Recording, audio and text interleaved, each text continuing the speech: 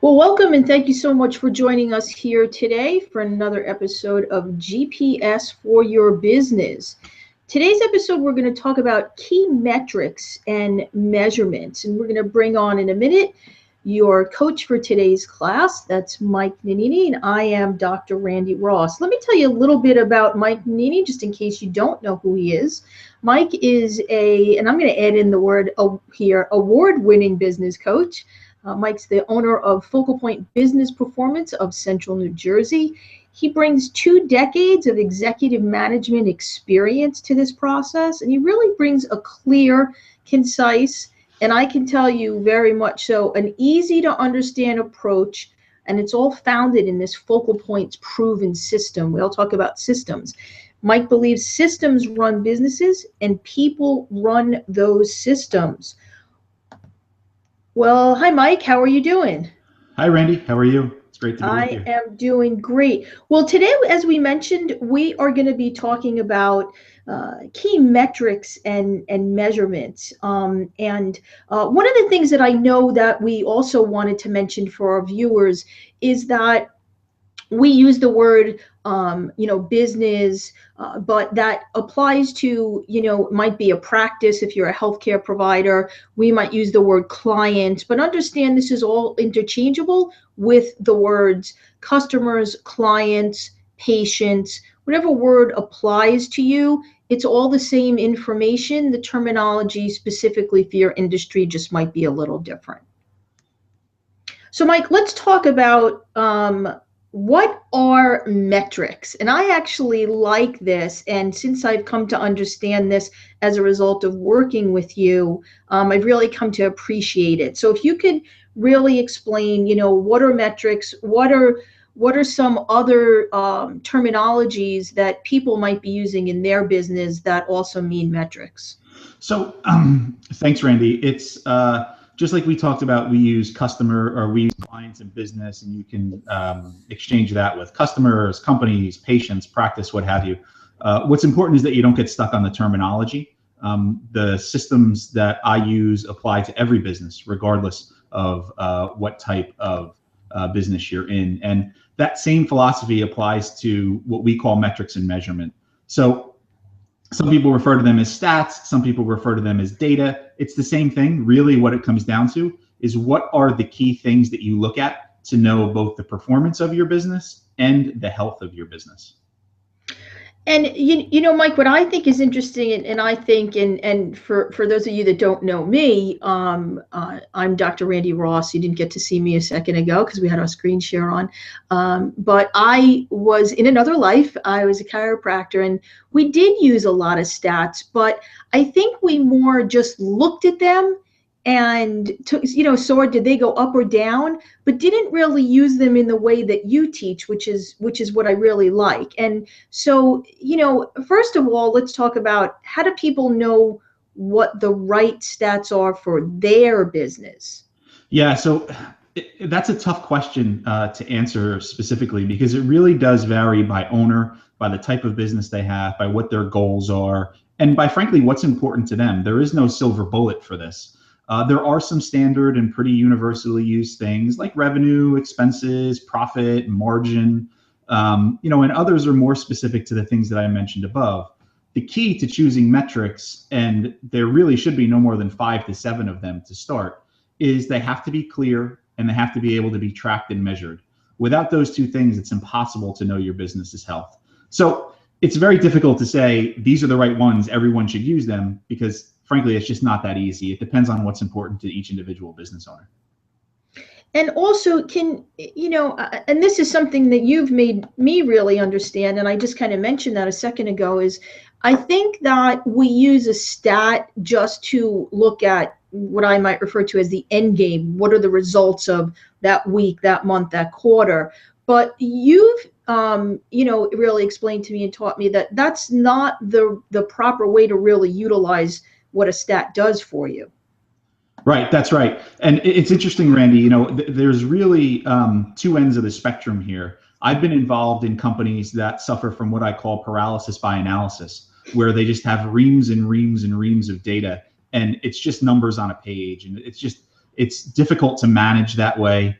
And it's just a hard thing for companies to live by. The flip side of that is companies that don't really use any data or use any information to help improve what it is they're trying to do. So what I like to do is try to find people a happy medium, right? And so we talked about 5 to 7 metrics, and in those 5 to 7 things, it's really a combination of what I call results, which is a performance in a result, right? And so like revenue. Most small business owners that I talk to tell me that revenue, sales, or profit is one of their key metrics. That's great. Frankly, some folks don't even think about that. So those owners are off to a great start. One of the things that we'll talk about in this session is the difference between results and performance. See, results are important for many reasons, but performance indicators are where the results are made. So it's common to hear someone say, I need to increase my revenue. In fact, many of you watching this today may be thinking the same thing. What's truly important, and the best way to increase revenue, is to focus on how you produce it. Meaning, how do you acquire clients? How much money are you making from each of your clients? How many of them are repeat clients? What other products and services can you offer that you aren't today?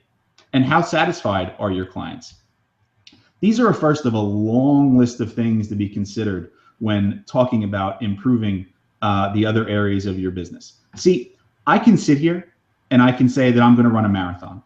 That's great, but I'm not a runner, and I don't think I've ever run more than 2 or 3 miles at one time. So what do I need? I need a plan, and I need some checkpoints to get me to 26.2 miles, which is the result that I want. You need the same for your business.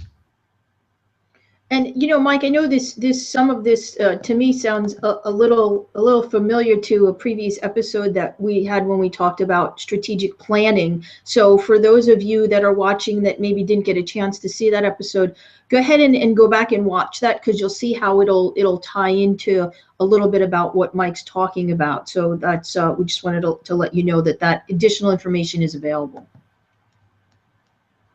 Yeah. So Mike, I know that that you talk about, and this is the way you've explained it to me, that when we used to look at how many patient visits, that was the criteria that we use. How much money do we make off of each patient? I'll tell you an interesting stat that I always used to ask people, other doctors. I say, do you know how much a patient, in this case, or a customer, do you know how much it costs you to have that person in your office? And interestingly enough, most business owners have no clue about that. So they think, oh, well, if I get $50 a visit or $50 for an item, a product, that, that's my profit. No, there's a cost to you to actually have that patient or customer in your business. So I think there's that a lot of people also, even when they use stats, they often don't even evaluate them properly.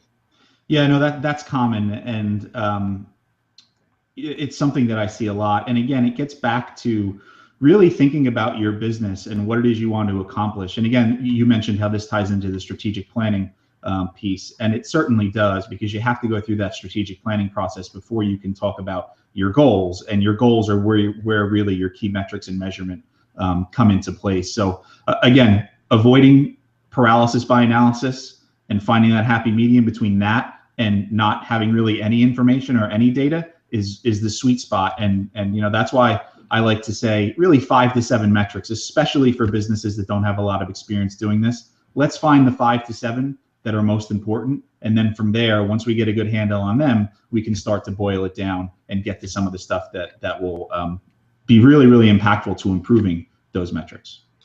I'm going to put you a little bit on the spot here, Mike. I know this might be a little bit difficult because, we have viewers that are from all different walks of business. But if you had to tell me, and even I understand, and everyone listening understands it's going to be kind of generic-y information, what are you said 5 numbers. What are the 5 things as far as a measurement, a metric, a stat that every single business owner should be looking at? Again, that's difficult. It varies based on the business, but I'll tell you from the beginning standpoint, the things that we'll talk about, right? There's really only 3 ways that your business can make more money. And for the sake of this discussion, let's just say that all of you watching out there want to make more money as the end result of your business. Some of you do, some of you don't, and that's fine.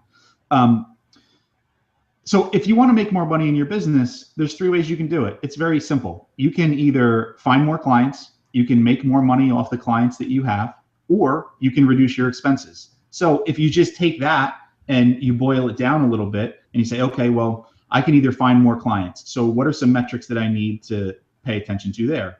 One is, how many clients am I talking to? Potential clients or potential patients or potential customers am I talking to on a regular basis? That could be one metric. I see 10 a day. I see 10 a week. I see 10 a month. Depending on what your business is, it will vary.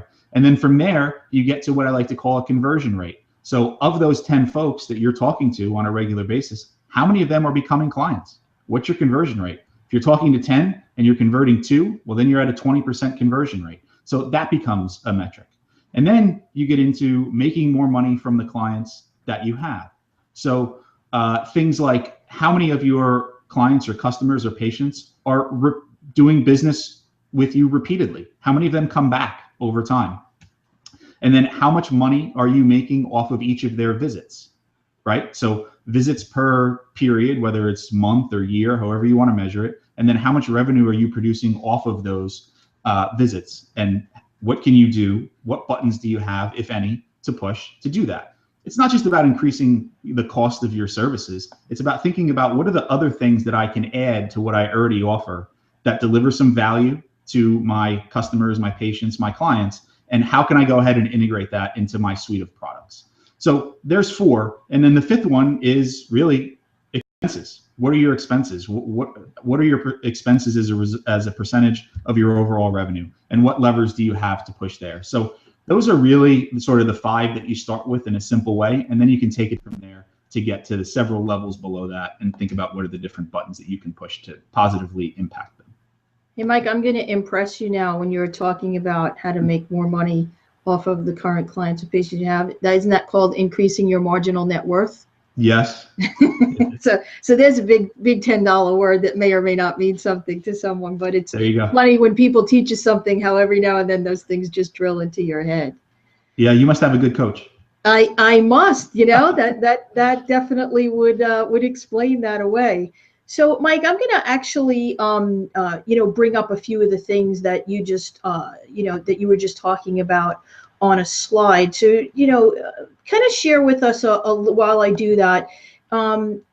Share with us I know one of the things that you and I have even talked about is, when people think they know their business, so they don't feel that this is something that would be of value to them. Yeah. So I hear that a lot. When I hear it, I'll ask, really, what are the metrics that they're using?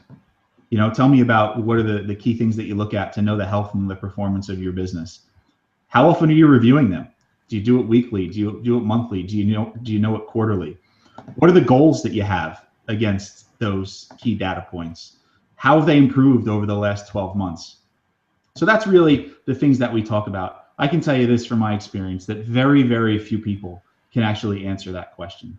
Look, it's understandable for a small business owner. I'm one myself. It's very hard to do this sometimes, but it's important that you make the time. But it's understandable for all of us to think that we live and breathe our business every day. So we know how healthy it is and we know how it's performing.